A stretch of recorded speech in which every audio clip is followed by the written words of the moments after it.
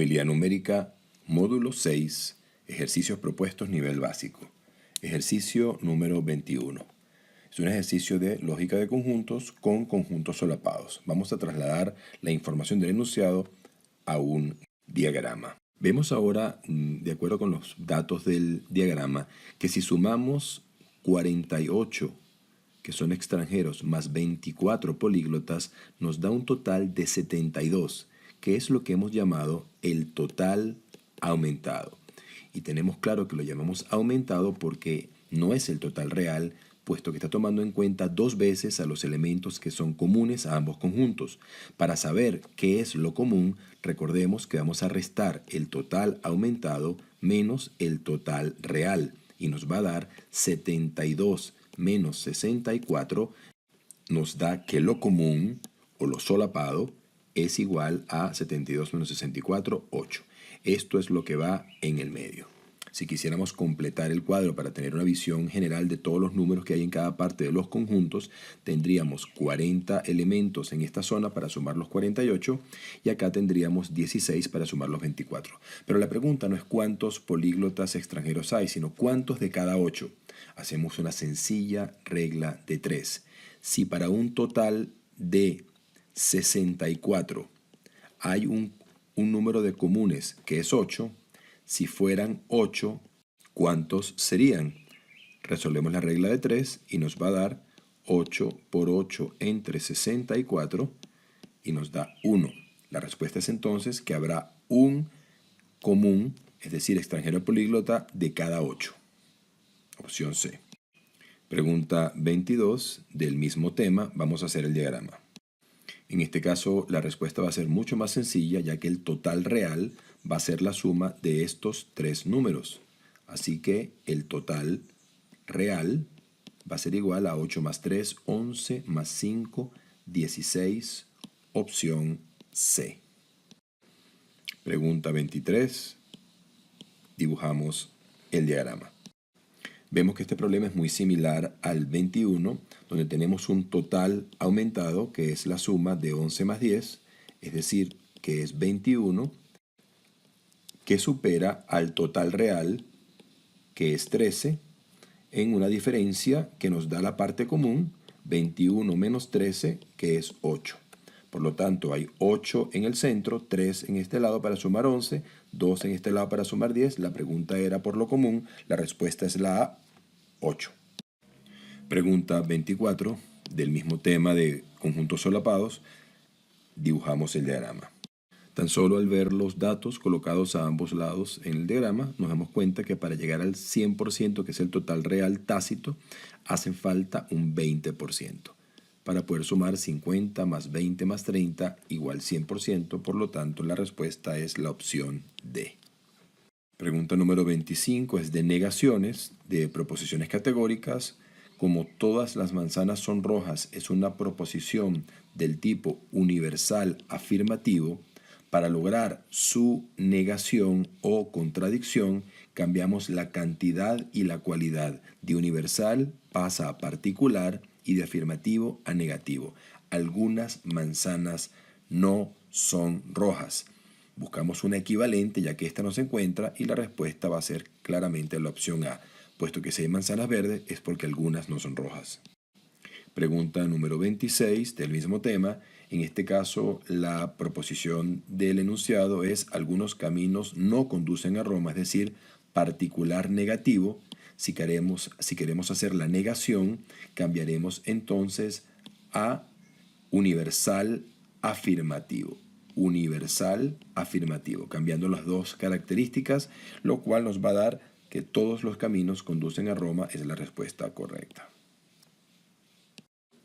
En la pregunta 27 tenemos una oración, una proposición que es P+, y para negarla, negación o contradicción, que es lo mismo, la vamos a colocar como universal negativa.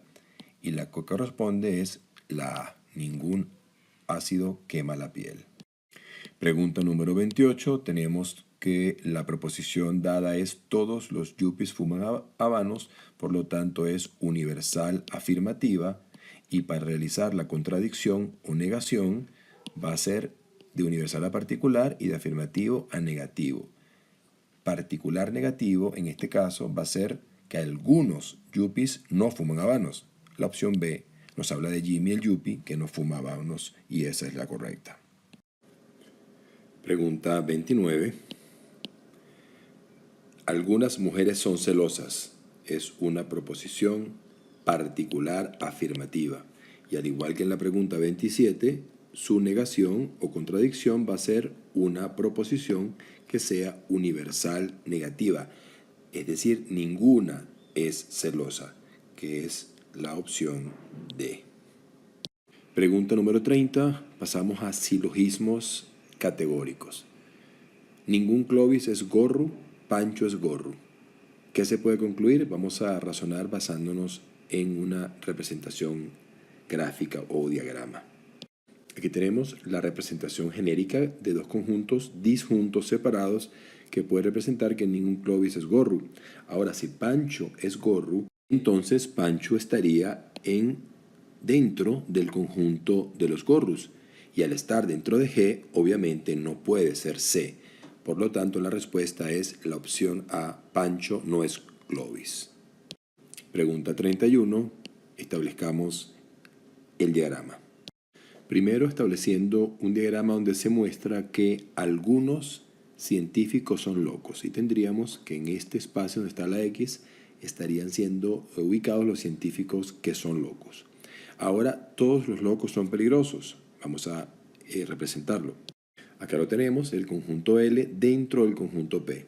La conclusión es que obviamente algunos científicos, ¿cuáles? Estos que están acá, por ser locos, entonces son peligrosos. Opción D. Pregunta número 32. Veamos su diagrama. Aquí tenemos la primera parte, todas las mujeres son cuaimas, M dentro de C. Pero ahora todas las novias son mujeres. Tenemos que dibujar el conjunto N de las novias dentro del conjunto M. Aquí lo tenemos representado y ahora la conclusión va a ser que todo aquello que esté en N, por estar en M, está en C. Es decir, todas las novias son cuaimas, opción D. Pregunta 33. Todo pirata es bandido, todo bucanero es pirata. Veamos el diagrama. Aquí tenemos la primera premisa, todo P es B. Y ahora la segunda, todo bucanero es pirata. Bucanero, que sería, vamos a ponerlo con B minúscula, sería otro conjunto interno. Aquí lo tenemos, por lo tanto, la conclusión es que todo aquel que sea bucanero, por ser pirata, es bandido. Es decir, en otras palabras, opción B. Pregunta número 34. Pasamos a silogismos hipotéticos. Vamos a establecer una simbología para determinar quién es el antecedente y quién es el consecuente de cada oración hipotética, de cada premisa. La primera sería si como mucho, antecedente, entonces su consecuente es engordo. Vamos a abreviarlo.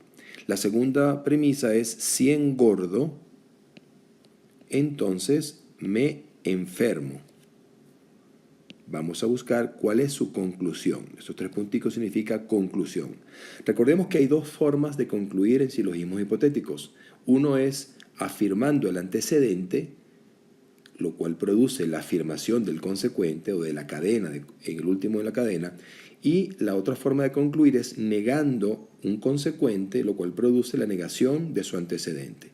Como tenemos una cadena, vamos a tener que las conclusiones van a ser o afirmando el primer antecedente, lo cual nos daría si como mucho entonces engordo y si engordo entonces me enfermo, o bien sería comenzar una conclusión negando el último consecuente, lo cual sería si no me enfermé o no me enfermo, entonces no comí mucho.